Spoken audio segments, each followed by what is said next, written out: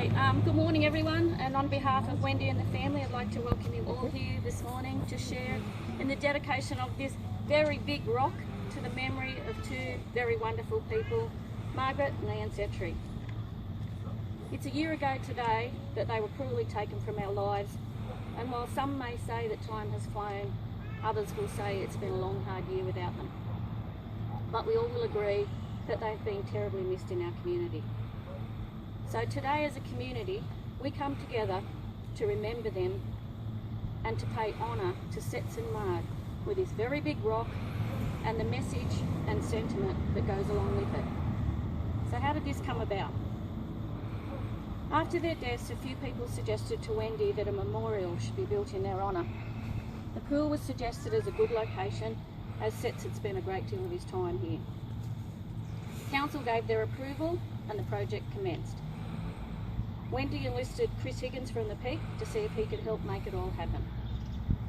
Chris and Paul Theakston then started driving around looking for rocks that would be suitable, taking photos of them and sending them back to Wendy so that she and her family could choose the best one.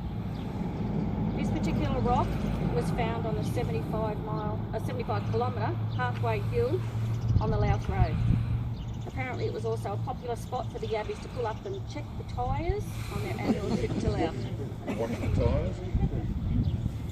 Ben Broughton was keen to help with the project and he volunteered to collect the rock, and so it became a Broughton family outing, and they travelled out in a low loader with the excavator on the back to collect it. They brought back this very big rock to town, and those involved with the project inspected it to determine how it should be installed, either upright or horizontal. Ben then cleaned it up, ready to be installed. He also dug the footings. The rock was much bigger than it needed to be, and so it's about 700 mils in the ground, so it's a really big rock. It was put into place last Friday with the help of Gary Gray and his crane. Jamie Roach concreted it into place with cement supplied by Cobar Concrete. Wendy was here last Friday morning as the work was being done and commented that whenever Setts had done any cementing around the yard, he used to also put a coin into the cement. Mick Cavalot, who was working with Ben, suggested a couple of pennies could be included, and it just so happened that Chris Higgins had a 1943 penny and a 1945 penny in his private coin collection. 1943 was the year that Setts was born, and 45 was Marg's year of birth. Council staff helped to clean the pennies and set them properly in the cement.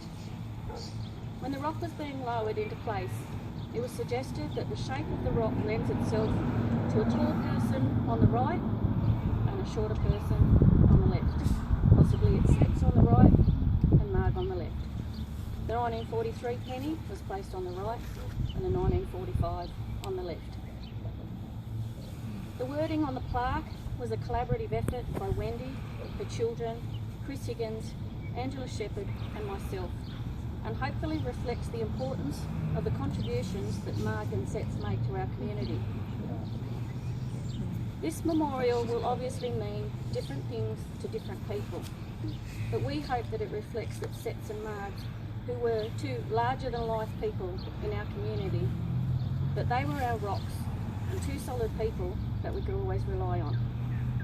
We believe the pillar shape reflects that they were pillars of our society. In their lives, Marg and Setts inspired so many to step up and be leaders to make our town better. They might not have always been in the limelight, but they were there always working and encouraging others to improve our community. This rock and its location stands out. It's going to be noticed, and it will give us all a place where our memories of Marg and Ian will be triggered again. As we drive past or go to the pool, we'll see this rock or pillar and think of what Setts and Marg meant to us and what they did for our community. We praise the efforts of everyone involved in this project and thank those who volunteered their time, services and materials to help construct this memorial to Ian and Margaret. Can I call on John Palmer now to say a few words?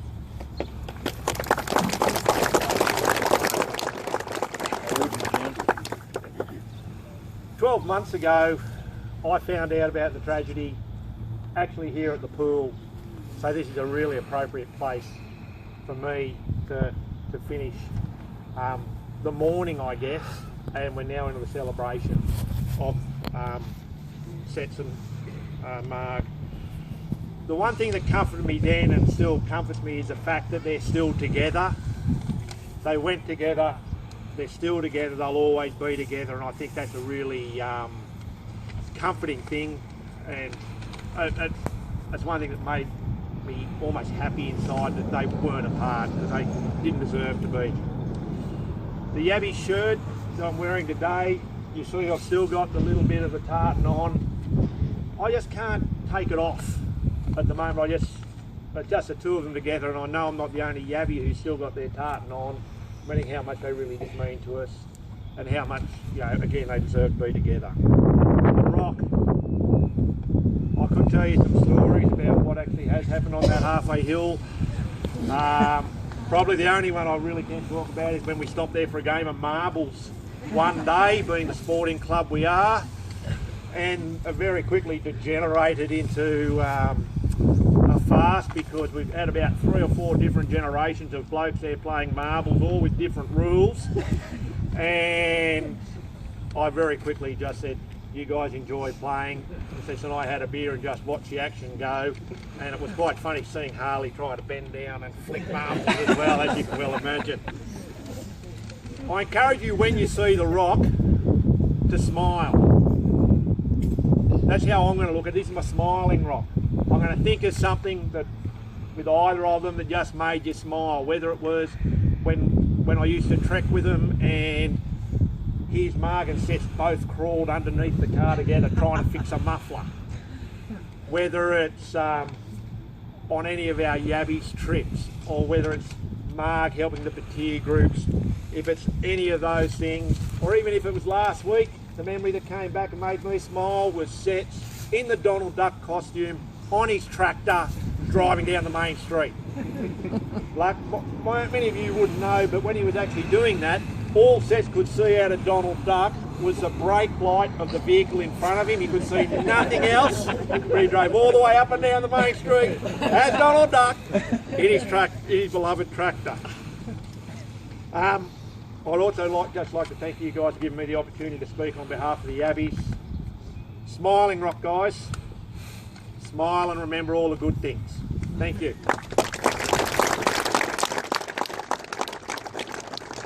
Now, Wendy, if you'd like to say something. Right. I've just got a list of thank yous. Firstly, thanks Sharon and John. Words are beautiful. And some memories there too. And I'd like to thank everyone for attending, but most of all I'd like to thank the whole Cobar community for the support over the last 12 months. I wouldn't want to be in any other town. Everyone's been wonderful. Thank you to Mayor Lillian Brady for her support, and the council meeting where a unanimous decision was made that this rock would happen. Chris Higgins and Tanya Gilbert for an inspirational meeting soon afterwards. When Lillian rang me and said it was to go ahead, she suggested I ring people from the mining industry to come on board with it. Straight away I thought of Chris and Tanya. Chris Higgins took this on board and ran with it. He was so passionate about it. Starting with Paul Theakston for helping to find the right rock in the region. They scouted the region, sent me photos, and I'd say yes or a no or a maybe. The rock I actually chose was too far in the ground and they couldn't get it out, and my next choice was this one, and the story behind this one, it's just meant to be. Ben Broughton, I can't thank you enough. Your enthusiasm, dedication, your contribution and endless work, bringing a band of workers together, including your wife and children, to make this project happen. Ben, you've been amazing. I just can't thank you enough. Sharon Harlan and Angela Shepherd, with my tiny input for putting the story together, and Brett and Jay and Demi throwing the story around too and saying yes, they love it. Jamie Roche for cementing the slab straight after night shift, poor guy, and Gary Gray for carting the rock around here. Shire employees for supervision and guidance at the pool, because I believe there's a few issues with the sprinkler system, and the polishing of the pennies. And Sharon's already mentioned the pennies. But I can't believe that that memory came to me as Jamie was smoothing the slab out. I suddenly remembered all the times when Dad was doing paths at the house they built in Ningen, and he always put a penny or a coin in, and sometimes got us kids to put our handprint in, and he always told me it was good luck. So maybe this rock will bring good luck to everybody else in Cobar. Who knows? Anyway, thank you everybody.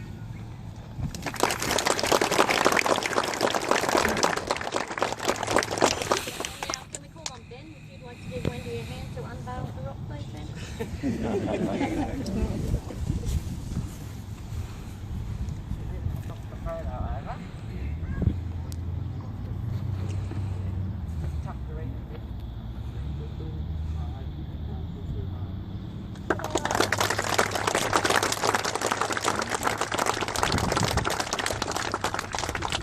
There's actually a little photo to go in here. It's still being baked as we speak. But it's actually this photo. Paul Swainston took this photo of Mum and Dad on one of the treks, and the very first time he put it up on Facebook I just immediately loved it, and it's just very natural of them both. The rose is for Mum and the yabby is for Dad. And just before we finish, can we call on Brett Robinson, Margaret Setts' grandson, just to say one last thing. Guys, thanks all for coming. I just wanted to say a few quick words. You know, I stood at this pool almost 12 months ago for the funeral and said how I'd lost two of the most influential and inspirational mentors and idols in my life.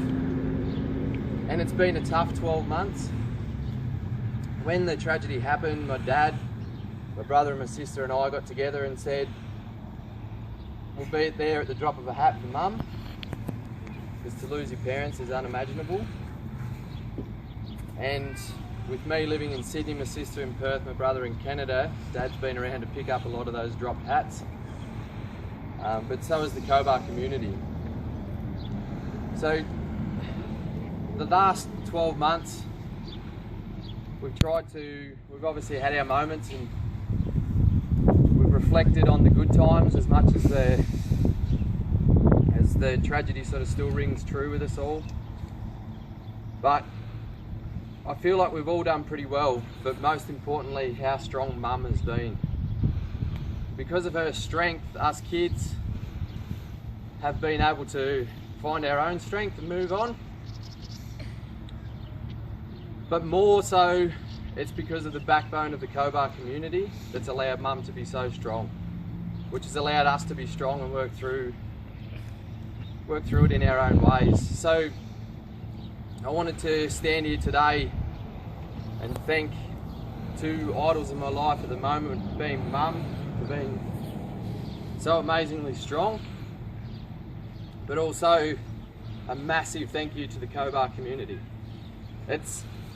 I grew up here, so I knew how close and tight-knit the community was, and I'm extremely grateful to still feel like a part of the family and have you guys here and give the support that you've given.